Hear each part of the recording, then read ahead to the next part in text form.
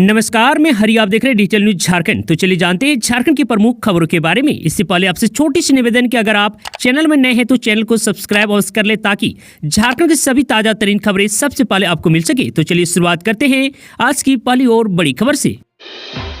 झारखंड में किसानों की बल्ले बल्ले, शिल्पी नेहा तिर्की का बड़ा ऐलान। जहां प्रदेश में बजट को लेकर शुरू हुई तैयारियों के बीच कृषि विभाग ने भी वित्तीय वर्ष 2025-26 के बजट को लेकर तैयारी शुरू कर दी है। नेपाल हाउस में शनिवार को बजट पर आयोजित परिचर्चा में मंत्री शिल्पी नेहा तिर्की ने किसानों के लिए लाभकारी साबित हो रही योजनाओं पर विशेष ध्यान देने को कहा है।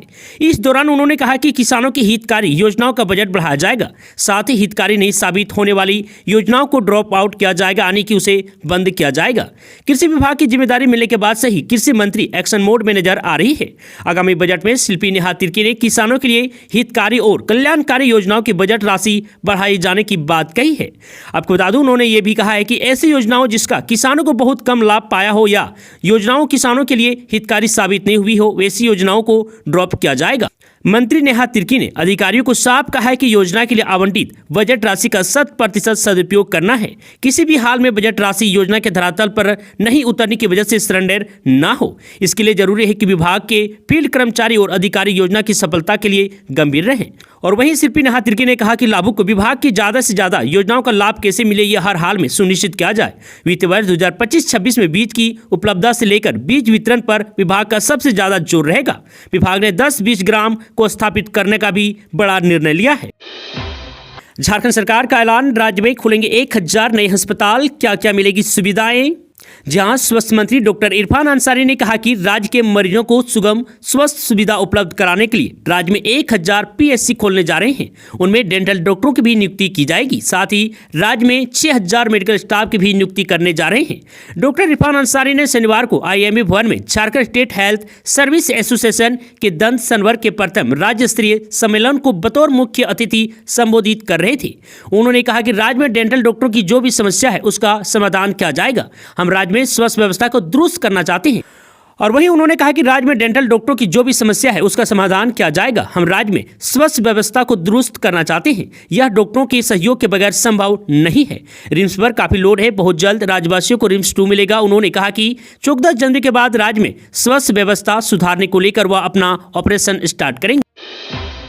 बिना परीक्षा दिए एसबीआई में नौकरी पाने का मौका, सिर्फ इंटरव्यू के आधार पर होगा चयन। जहां बैंकिंग सेक्टर में नौकरी करने की इच्छा रखने वाले उम्मीदवारों के लिए एक अच्छी खबर है। स्टेट बैंक ऑफ इंडिया में ट्रेड फाइनेंस ऑफिसर की 150 पदों पर वैकेंसी निकाली गई है। योग्य उम्मीदवार एसबीआई की ऑफिशियल वेबसाइट requirement.bank.sbi पर जाकर अप्लाई कर सकते हैं। आपको बता दें कि आवेदन की प्रक्रिया 3 जनवरी से शुरू हो चुकी है। वहीं आवेदन की आखिरी तारीख 23 जनवरी 2025 तय की गई है। आपको बता दें कि आवेदन करने के लिए उम्मीदवारों के पास ग्रेजुएशन की डिग्री होना अनिवार्य है। उम्मीदवारों की न्यूनतम आयु सीमा 23 वर्ष और अधिकतम 32 वर्ष होनी चाहिए। एसबीआई में स्पेशल कैडर ऑफिसर के इन पदों पर नौकरी पाने वाले उम्मीदवारों का पे स्केल 64,820 रुपये से 93,960 रुपये प्रतिमाह होगा। जनरल, ओबीसी और ईडब्ल्यूएस वर्ग के उम्मीदवारों को 750 रुपये आवेदन शुल्क देने होंगे, जबकि एससी, एसटी और पीडब्ल्यूएस वर्ग के उम्मीदवारों को कोई भी आवेदन शुल्क नहीं देना होगा। और वही सबसे महत्वपूर्ण बात इसमें यह है कि उम्मीदवारों का चयन इंटरव्यू के आधार पर किया जाएगा, कोई भी एग्जाम नहीं लिया जाएगा। पीएम आवास योजना का पैसा लेकर नहीं बनवाए घर, रांची में 728 लोगों पर होगा एक्शन।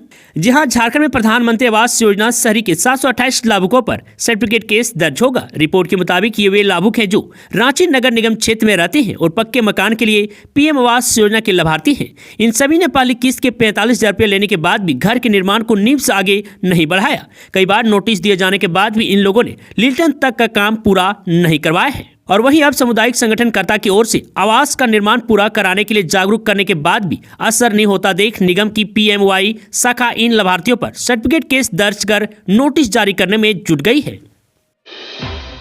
रांची में 22 लाख की ठगी कर मुंबई में बेच रहा था चाउमीन, पुलिस ने धर दबोचा। जहां रांची के सुखदेव नगर पुलिस ने मुंबई में छापेमारी कर ठगी के आरोपी रविंद्र राणा को गिरफ्तार कर लिया है। आरोपी को सुखदेव नगर पुलिस ने टेक्निकल सेल की मदद से मुंबई से गिरफ्तार किया है। आपको बता दें कि सुखदेव नगर थाना प्रभारी मनोज कुमार ने बताया कि आरोपी सुखदेव नगर इलाके में HR इंटरप्राइजेज नाम की दुकान चलाता था। रांची पुदांग के रहने वाले कारोबारी शैलेंद्र कुमार पाठक ने रविंद्र राणा पर 22,50,000 रुपये की धोखाधड़ी का आरोप लगाते हुए सुखदेव नगर थाने में FIR दर्ज कराई थी। आपको बता दें कि टेक्निकल सेल से यह सूचना मिली कि आरोपी मुंबई में पनाह लिए हुए हैं, जिसके बाद सुखदेव नगर पुलिस की टीम मुंबई गई और आरोपी को धर दबोचा। आरोपी ने शैलेंद्र कुमार पाठक से इलेक्ट्रॉनिक तार खरीदने के लिए पैसे लिए थे। काफी दिन बीत जाने के बाद जब शैलेंद्र कुमार पाठक ने अपने पैसे मांगे तो आरोपी मोबाइल बंद कर मुंबई फरार हो गया था। आरोपी ने शैलेंद्र कुमार पाठक को एक चेक भी दिया था जो बाउंस हो चुका था। रसोइया संयोजिका यूनियन का 28 जनवरी को धरना प्रदर्शन का बड़ा ऐलान। जी हां, झारखंड राज्य रसोइया संयोजिका यूनियन की जिला स्तरीय बैठक रविवार को गांधी मैदान में मोइना सिंह की अध्यक्षता में आयोजित की गई है, जिसमें 28 जनवरी को समाहरणालय के समक्ष प्रस्तावित धरना प्रदर्शन की तैयारी पर चर्चा की गई। इस दौरान सीटू के राज्य कमेटी सदस्य लखनलाल मंडल और जिला की मोहन मंडल ने मार्गदर्शन किया। वहीं धरना प्रदर्शन की सफलता को लेकर विभिन्न पंचायतों में बैठक निर्धारित की गई, जिसमें दक्षिण बहाल एवं सुपायडी पंचायत 17 जनवरी, बेवा पंचायत 18 जनवरी, बिंदा पाथर पंचायत 19 जनवरी, फूलजोड़ी पंचायत 21 जनवरी, कानगोई मिहिजाम 22 जनवरी, शहरपुरा पंचायत 23 जनवरी और मेंझिया पंचायत में 24 जनवरी को बैठक में रसोइया संयोजिका की प्रमुख मांगों को चिन्हित किया गया है। बताया कि सभी रसोइयों को कम से कम 26,000 रुपये मानदेय देना, रसोइयों का नियमितीकरण करना, संयोजिका को रसोई के समान मानदेय देना एवं संयोजिका को 60 साल तक नियमित करना और 50:1 के अनुपात में रसोइयों की बहाली के साथ ही बैठक में यह भी चर्चा की गई है कि जहां विद्यार्थियों की संख्या अधिक है वहां रसोइयों की संख्या बढ़ाई जाए ताकि मिड डे मील योजना सही से चल सके। संयोजिकाओं से अपील की गई है कि 28 जनवरी को भारी संख्या में जामताड़ा कंबाइंड बिल्डिंग पहुंचकर धरना प्रदर्शन को सफल बनाएं।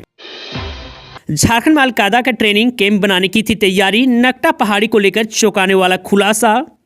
जी हां, आतंकी संगठन अलकायदा इंडियन सब कॉन्टिनेंट ने झारखंड में रांची और लातेहार जिले के बॉर्डर पर स्थित नकटा पहाड़ी पर ट्रेनिंग कैंप बनाने के प्लान तैयार किया था। इस बात का खुलासा दिल्ली पुलिस की स्पेशल सेल और Jharkhand police anti terrorist squad के ज्वाइंट ऑपरेशन में गिरफ्तार किए गए आतंकियों से पूछताछ में पता चला है।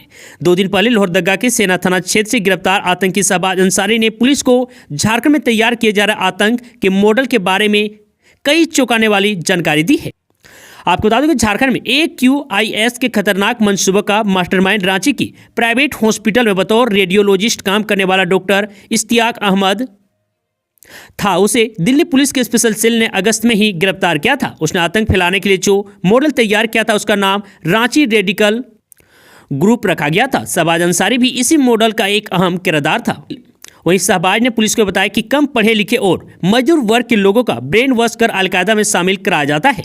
उसने कई संदिग्धों के नाम भी बताए हैं। ATS ऐसे लोगों की जानकारी जुटाने में लग गई है। रांची में आधार कार्ड ठीक कराने गई थी 2 नाबालिग बहनें, दोनों एक साथ लेकर भागा ऑटो ड्राइवर। जहां रांची के हिंद पीढ़ी की 2 नाबालिग लड़कियों के अपहरण का मामला सामने आने के बाद पुलिस ने खोजबीन शुरू कर दी है।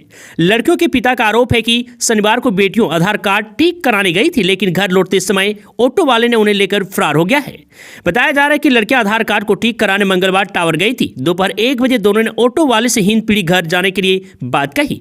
ऑटो चालक दोनों को हिंद पीढ़ी पहुंचाने के बजाय कहीं और लेकर चला गया। लड़कियों को संदेह हुआ तो उन्होंने पिता को फोन किया। पिता ने बताया कि बातचीत के बीच चालक फोन छीन लिया और मांझी में लड़कियों की मिली लोकेशन। पिता ने बताया कि इस घटना की जानकारी मिलने के बाद हिंद पीढ़ी सदर थाना और खादगड़ा TOP की पुलिस खोजबीन में जुट गई है। इसी बीच पता चला कि दोनों की लोकेशन और मांझी है, जिसके बाद पुलिस देर शाम और मांझी पहुंची। हालांकि खबर लिखे जाने तक दोनों लड़कियां का पुलिस को कुछ पता नहीं चला है। रांची में सरेआम हुई गोलीबारी, पूरे इलाके में फैली सनसनी। जी हां, रविवार की देर शाम रांची की कोतवाली थाना क्षेत्र स्थित एक शराब दुकान के बाहर 3 राउंड फायरिंग की गई। गनीमत रहे कि गोली किसी को नहीं लगी। गोली चलाने की सूचना मिलने के बाद कोतवाली और हटिया DSP मौके पर पहुंचे और आसपास के लोगों से मामले की जानकारी ली। पुलिस के पूछताछ और आसपास के लोगों ने बताया कि शराब पी रहे कुछ लोग आपस में भिड़ गए, जिसके बाद बात बढ़ी और एक व्यक्ति ने पास में रखी बंदूक निकालकर गोली चला दी। गोली चलाने के बाद शराब दुकान के बाहर अफरा तफरी मच गई। खुले हुए दुकान बंद हो गए। इस भगदड़ में गोली चलाने वाले भी मौके से फरार हो गए हैं। मौके पर पहुंची पुलिस की टीम आसपास की दुकानों में लगे CCTV फुटेज खंगाल रही है। रांची के कोतवाली DSP प्रकाश सोई ने बताया कि शराब दुकान के बाहर किसी मामले को लेकर कुछ आपराधिक तत्वों के बीच हुए विवाद में गोलीबारी की घटना की गई है।